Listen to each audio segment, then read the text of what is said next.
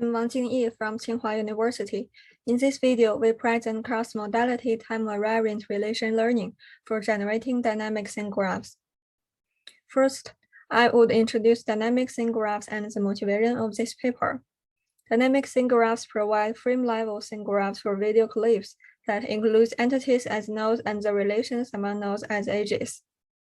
For example, in this video clip, the man was sitting on a chair at his desk. Then he picked up his phone and looked at it, and then he got up from the chair. Correspondingly, the dynamic scene graph shows this process and the relation change in this video clip. We found that the existing methods behave ambiguously when they judge if the relation differs from that in the last frame. For example, the person opens the cabinet first and withdraws her hand at the fifth frame. However, the baseline continues the same relations and doesn't recognize the new contacting relation between the person and the cabinet. While our method focuses on the time-invariant relations, succeeds in judging the relations. In this paper, we propose a cross-modality time-invariant relation learning framework for generating dynamic scene graphs. It models and guides the change of relation features between adjacent frames. Here is the overall structure of the model. Then I would introduce each module in detail. First, we detect the entities in the input frames. In this step, we get the bounding boxes, categories, and visual features of the detected entities. Second, the bounding boxes of the subject and the object in a pair are combined as a union bounding box, which is used to crop the original frames to get the region of interest. Then, the spatial and temporal transformer module in purple boxes perform information fusion on the relation representation. In this module, we perform intra-frame spatial feature fusion, long-term inter-frame fusion, and we use a short-term message token to evaluate how much the last frame affects the current frame. Explicitly, we perform cross-modality feature guidance on relation features in adjacent frames to alleviate the problem that existing methods behave ambiguously when dealing with the time-invariant relations. We clarify the specific guidance process as follows.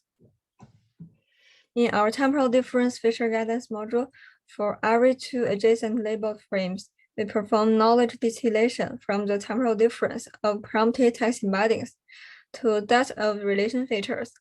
In this figure, ERT indicates the relation features, EST indicates the prompted text embeddings. L guidance performs distillation between their temporal differences. Finally, we classify the relations and get the dynamic scene graphs.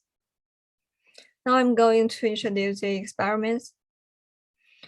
Our experiments are conducted on the action genome dataset, which is a benchmark dataset of dynamic scene graph generation.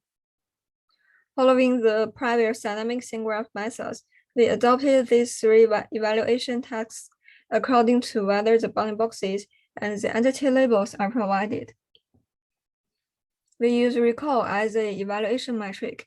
As for the predicate choice of predictions for each pair, we adopted three types of settings to make fair and sufficient comparison with baselines.